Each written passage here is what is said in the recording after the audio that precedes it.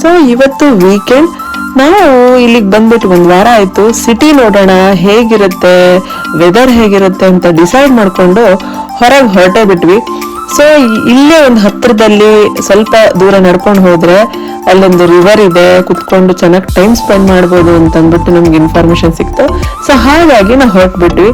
ಎಲ್ಲಿ ಹೋದ್ರು ಇಲ್ಲಂತೂ ಕಾಲ್ನಡಿಗೆನಲ್ವಾ, ಹಾಗಾಗಿ ತುಂಬಾ ದೂರ ಏನಿರ್ಲಿಲ್ಲ, ಸ್ವಲ್ಪ 1 ಕಿಲೋಮೀಟರ್ ಅಷ್ಟು ಆಗ್ತಾ ಇರ್ಲಿಲ್ಲ, ಇನ್ನೂ ಕಮ್ಮಿನೇ ಇತ್ತು. ಸೊ ಅಲ್ಲಿ ಹೋಗಿ ಅಲ್ಲಿರೋ ಪ್ಲೇಸ್ನೆಲ್ಲ ನೋಡೋಣ ಅಂದ್ಬಿಟ್ಟು ಹೊರಟ್ವಿ.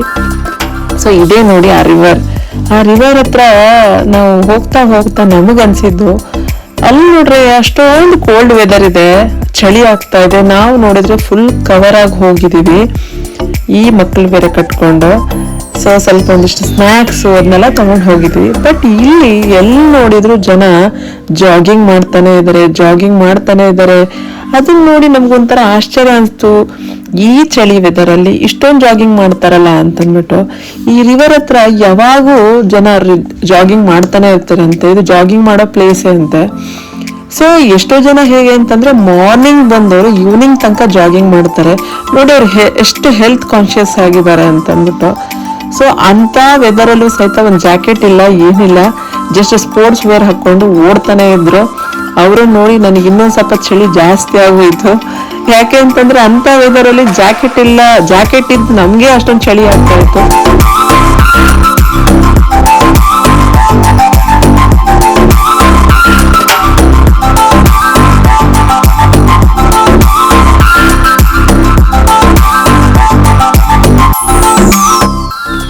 ಸೊ ನಾವು ರಿವರ್ ಇಂದ ಮಾಲ್ ಇದೆ ಅಂತ ಹೇಳಿದ್ರು ರವಿ ಅವ್ರ ಫ್ರೆಂಡ್. ಸೊ ಅಲ್ಲಿಗೆ ಹೋಗೋಣ, ವಿಸಿಟ್ ಮಾಡೋಣ ಅಂತ ಅಂದ್ಬಿಟ್ಟು ಹೊರಟ್ವಿ.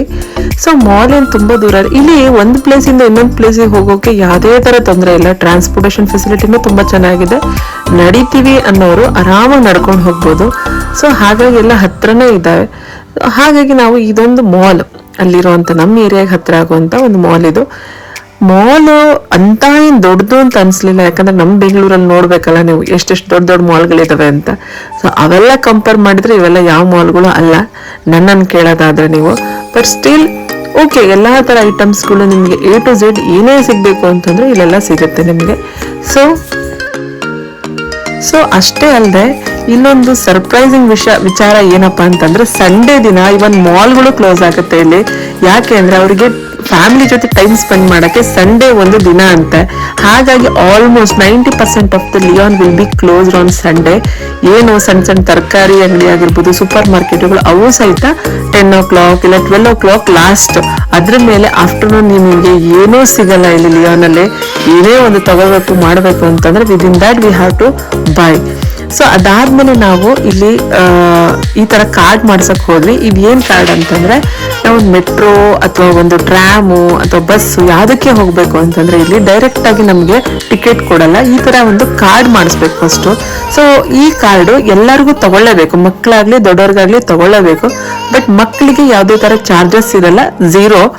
ಬಟ್ ಪೇರೆಂಟ್ಸ್ಗೆ ಅಥವಾ ಅಡಲ್ಟ್ಸ್ ಆಫ್ಟರ್ 10 years ಏನಿರ್ತಾರಲ್ಲ ದೊಡ್ಡವರು, ಅವ್ರಿಗೆ ಮಾತ್ರ ಚಾರ್ಜ್ ಮಾಡ್ತಾರೆ.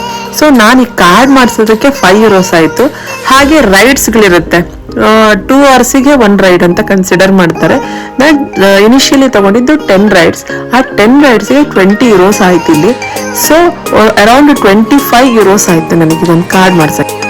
ಹೀಗೆ ಈ ಒಂದು ಕಾಸ್ಟ್ಲಿ ಸಿಟಿಯಲ್ಲಿ ನಮ್ಮ ದಿನ ಮುಗೀತು, ಒಂದು ದಿನ. ಸೊ ಇಲ್ಲಿಗೆ ನನ್ನ ವ್ಲಾಗ್ನ ಮುಗಿಸ್ತಾ ಇದ್ದೀನಿ. ಸೊ ನೆಕ್ಸ್ಟ್ ಯಾವ ತರದಾದ್ರ ಬಗ್ಗೆ ನಿಮ್ಗೆ ಇನ್ಫಾರ್ಮೇಶನ್ ಬೇಕು ಅಂತಂದ್ರೆ ನೀವು ಕಮೆಂಟ್ ಮಾಡಿ, ಅದ್ರ ಬಗ್ಗೆ ನಾನು ವಿಡಿಯೋ ಮಾಡ್ತೀನಿ. ಅಂಟಿಲ್ ದೆನ್ ಟೇಕ್ ಕೇರ್, ಬಾಯ್.